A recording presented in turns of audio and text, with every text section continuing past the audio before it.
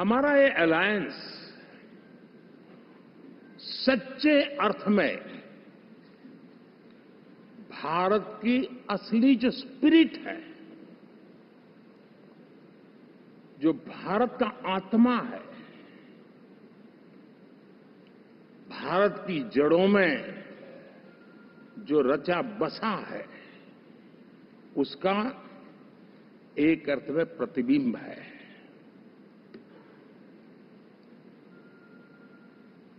और मैं इसलिए कह रहा हूं कि थोड़ी नजर करें, हमारे देश में 10 ऐसे राज्य जहां हमारे आदिवासी बंधुओं की संख्या प्रभावी रूप से है, निर्णायक रूप से है, जहां इस आबादी आदिवासियों की ज्यादा है। ऐसे 10 राज्यों में से 7 राज्यों में एनडीए सेवा कर रहा है।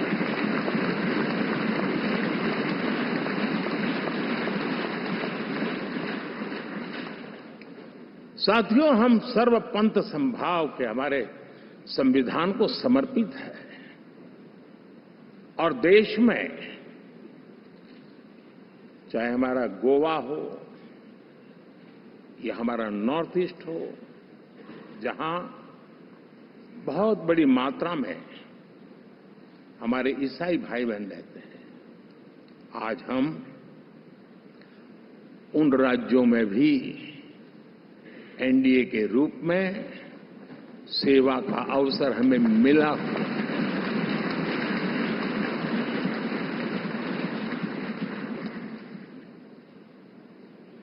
साथियों, प्री पोल अलायंस हिंदुस्तान के राजनीतिक इतिहास में और हिंदुस्तान की राजनीति में गठबंधन के इतिहास में प्री पोल अलायंस इतना सफल कभी भी नहीं हुआ है जितना कि एनडीए हुआ।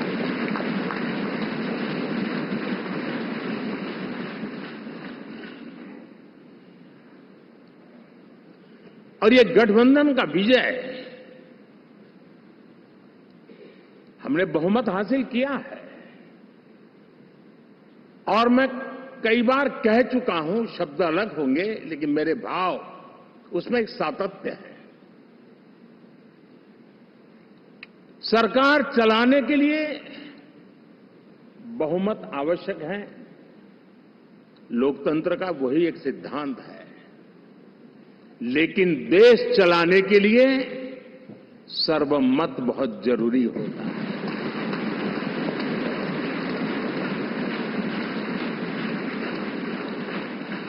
और मैं आज देशवासियों को यहां से विश्वास दिलाना चाहता हूं कि आपने जिस प्रकार से हमें बहुमत देकर के सरकार चलाने का सौभाग्य दिया है, ये हम सबका दायित्व है कि हम सर्वमत का निरंतर प्रयास करेंगे और देश को आगे ले जाने के लिए हम कोई कोर कसर नहीं छोड़ेंगे।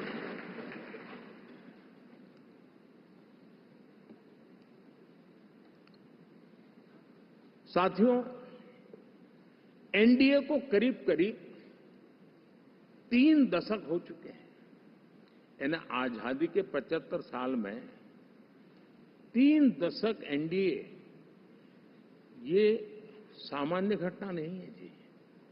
विविधता से भरे हुए अपनी लोकतांत्रिक और सामाजिक रचना के बीच में ये 3 दशक की यात्रा एक बहुत बड़ी मजबूती का संदेश देती है।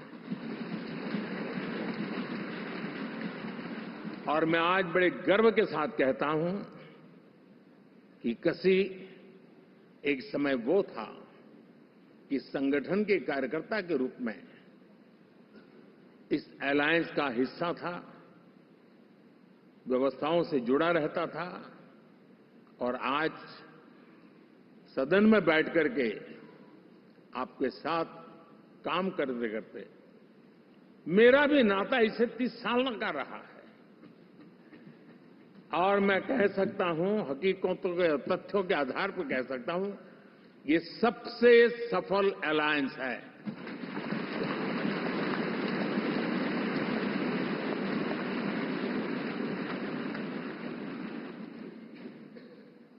हम गर्व से कह सकते हैं कि 5 साल का टर्म होता है।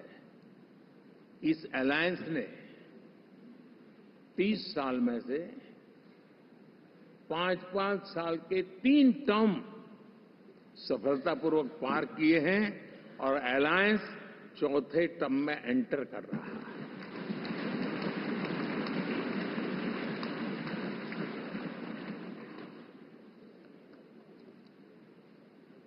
साथियों, इस बात को जो राजनीति के विशेषज्ञ हैं, अगर मुक्त मन से, मुक्त मन शब्द बहुत महत्व का है, वे सोचेंगे तो पाएंगे कि एनडीए ये सत्ता प्राप्त करने का या सरकार चलाने का कुछ दलों का जमावड़ा नहीं है। ये राष्ट्र प्रथम की मूल भावना से नेशन फर्स्ट के प्रति कमिटेड वैसा ये समूह है। और 30 साल का लंबा कालखंड शुरू में शायद असेंबल हुआ होगा, लेकिन आज मैं कह सकता हूं कि भारत के राजनीतिक व्यवस्था में एक ऑर्गेनिक अलायंस है।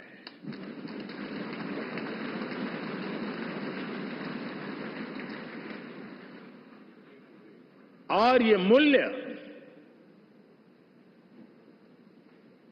श्रद्धेय अटल बिहारी वाजपेयी, श्री प्रकाश सिंह जी बादल, श्री बाला साहब ठाकरे, श्री जॉर्ज फर्नांडिस, श्री शरद यादव, अनगिनत नाम मैं कह सकता हूं। इन लोगों ने जिस बीज को बोया था, वो आज भारत की जनता ने विश्वास का सिंचन कर करके उस बीज को वटवृक्ष बना दिया है।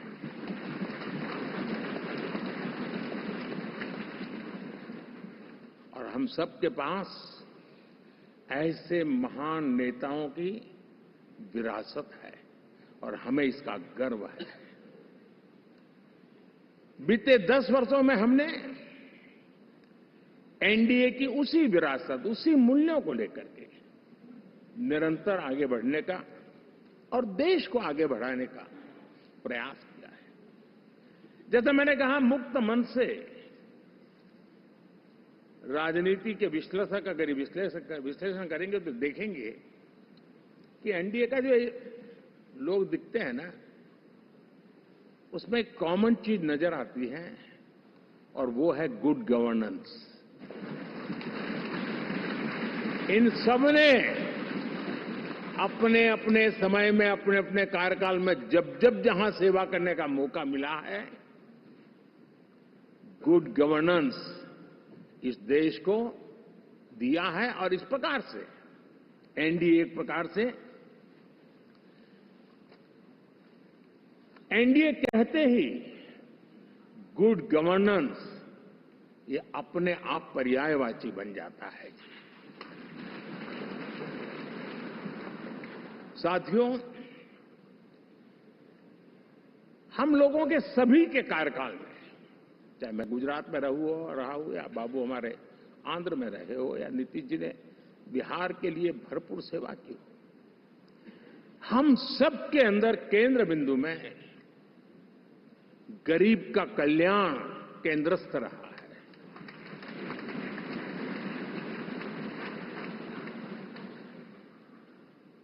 और देश ने एनडीए के गरीब कल्याण के, गुड गवर्नेंस के 10 साल को देखा है, इतना नहीं मैं कह सकता हूं देश ने इसे जिया है।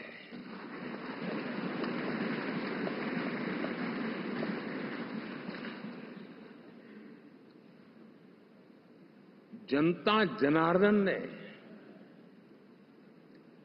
सरकार क्या होती है, सरकार क्यों होती है, सरकार किसके लिए होती है, सरकार कैसे काम करती है, इसको पहली बार अनुभव किया है। वरना जनता और सरकारों के बीच में एक खाई की व्यवस्था ही बनी हुई थी। हमने उसको पाट दिया है। हमने सबका प्रयास का मंत्र देश को नई ऊंचाई पर ले जाने के लिए चरितार्थ करके देखा है। साथियों, एनडीए सरकार में हम अगले 10 साल में, मैं बहुत जिम्मेवारी के साथ कह रहा हूं, अगले 10 साल में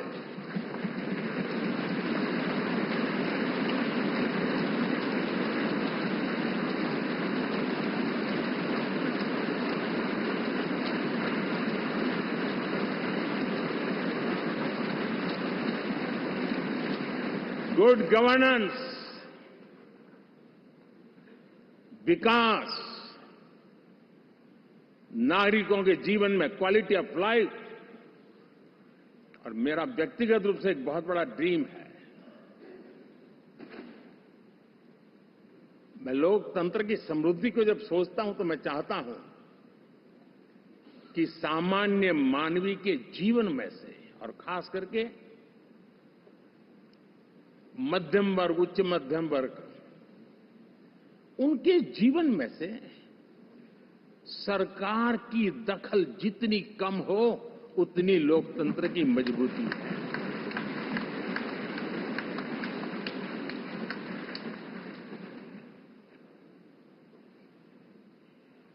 और आज के टेक्नोलॉजी के युग में बहुत आसानी से हम, वरना एक दिन में 10 काम हो तो 10 अलग अलग वो सारी चीजें मांगेंगे। हम बदलाव चाहते हैं। गुड गवर्नेंस का ये भी एक महत्वपूर्ण पहलू है। लेकिन हम विकास का नया अध्याय लिखेंगे, गुड गवर्नेंस का नया अध्याय लिखेंगे, जनता जनार्दन की भागीदारी का नया अध्याय लिखेंगे, और सब मिलकर के विकसित भारत के सपने को साकार करके रहेंगे।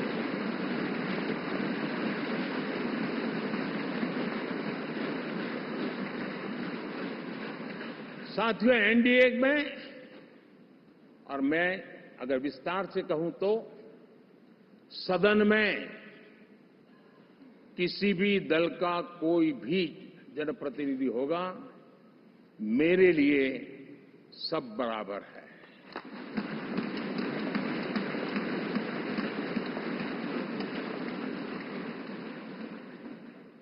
जब मैं सबका प्रयास की बात करता हूं तो मैं सदन में भी, चाहे वो लोकसभा हो या राज्यसभा हो, हमारे लिए सब बराबर है। और यही एक भाव है जिसके कारण 30 साल से एनडीए अलायंस मजबूती के साथ आगे बढ़ा है। अपना पराया कुछ नहीं है। सबको गले लगाने में हमें कभी कोई कमी नहीं रखी है। उसी का परिणाम है कि जनता का विश्वास भी जीत पाते हैं। साथियों, हमने 2024 में जिस टीम भावना से काम किया है और ग्रासरूट लेवल पे किया है, सिर्फ फोटो ऑप करना, नेता मिलकर के हाथ हिलाएं और फिर तुम्हारे रास्ते में मेरे रास्ते, ऐसा नहीं। ग्रासरूट लेवल तक सबने मिल करके ये जो काम किया है, और उसी ने हमें ऑर्गेनिक अलायंस का सामर्थ्य दिया है।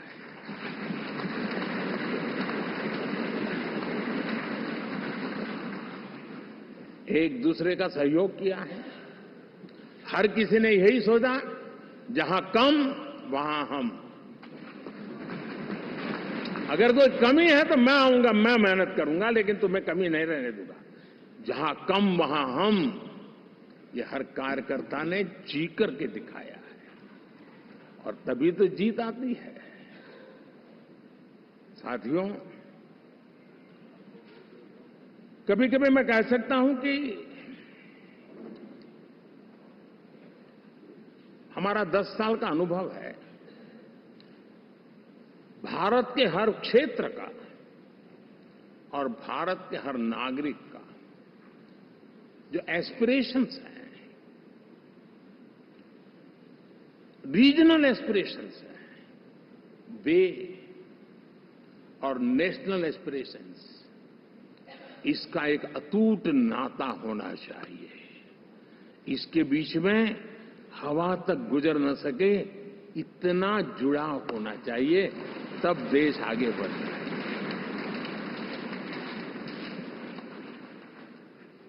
साथियों, इस चुनाव में मैं कुछ उल्लेख जरूर करना चाहूंगा जो मेरी नजरिए से मैंने देखा है। दक्षिण भारत में एनडीए ने एक नई राजनीति की नींव मजबूत की है।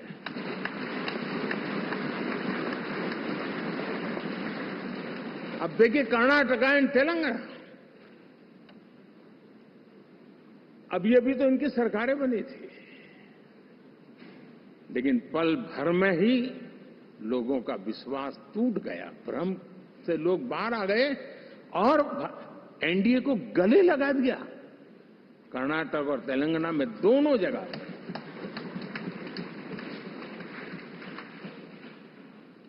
साथियों, तमिलनाडु, मैं तमिलनाडु की टीम को भी बधाई देना चाहूंगा, और वहां हमारा एनडीए समूह बहुत बड़ा भी है, और कईयों को पता था कि हम एक शायद एक सीट नहीं लड़ा पाएंगे, लेकिन इस लड़ाई में हम साथ रहेंगे। और मैंने बहुत से एनडीए के साथी तमिलनाडु में ऐसे हैं कि जिनका कोई उम्मीदवार नहीं था, लेकिन इस झंडे को ऊंचा रखने के लिए वो जी जान से जुटे थे। और इसलिए आज तमिलनाडु में भले हम सीट नहीं जीत पाए, लेकिन जिस तेजी से एनडीए का वोट शेयर बढ़ा है, वो साफ साफ संदेश दे रहा है कल में क्या लिखा हुआ है।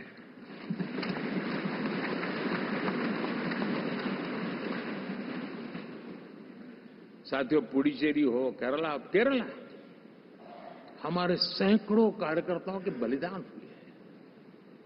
यूडीएफ हो या एलडीएफ हो, शायद हिंदुस्तान के राजनीतिक जीवन में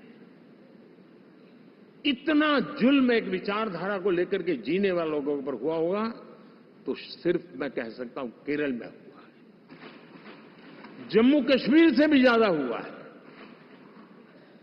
उसके बावजूद भी सामने कहीं विजय नजर नहीं आता था। उन्होंने परिश्रम की पराकाष्ठा में कभी पीछे नहीं रहे, पीढ़ियां खपा दी। और आज पहली बार संसद में केरल से हमारा प्रतिनिधि बन के आया।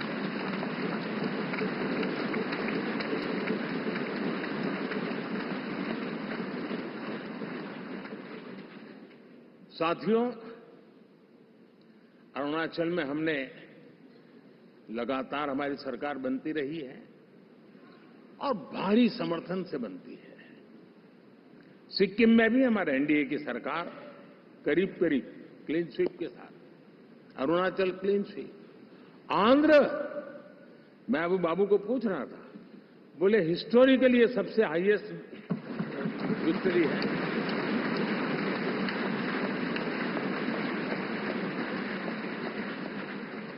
और जो यहां दिखता है ना पवन, ये पवन नहीं, आंधी है।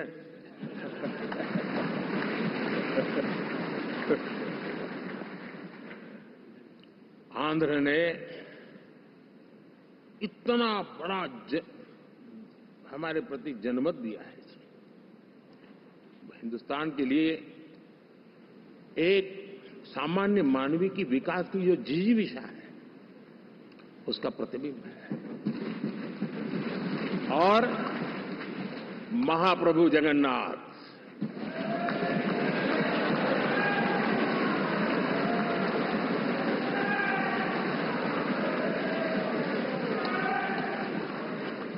और मैंने अनुभव किया हमेशा। मैं हमेशा मानता हूं ईश्वर के अनेक रूप होते हैं, लेकिन जब मैं भगवान महाप्रभु जगन्नाथ जी को याद करता हूं तो मैं हमेशा मानता हूं ये गरीबों के देवता है।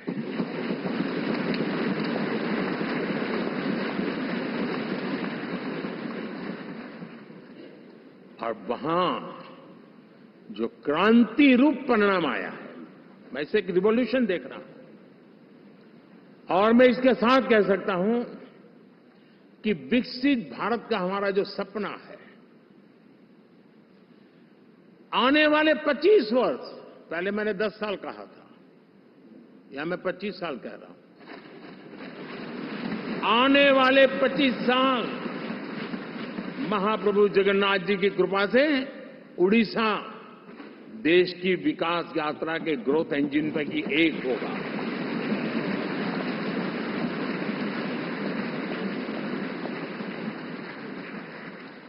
साथियों,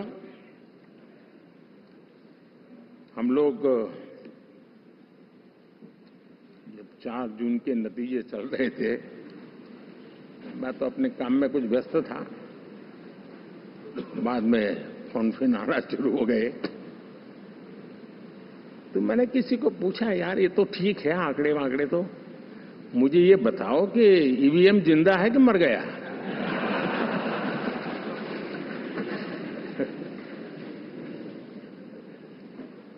क्योंकि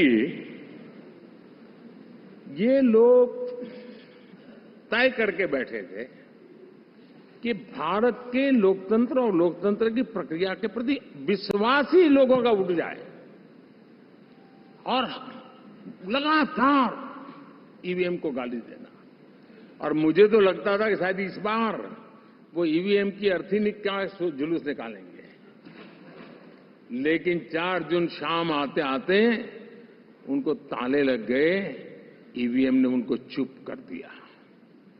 ये ताकत है भारत के लोकतंत्र की, ये ताकत है भारत की निष्पक्षता की, ये भारत की ताकत है भारत के चुनावी तंत्र की, चुनाव आयोग की।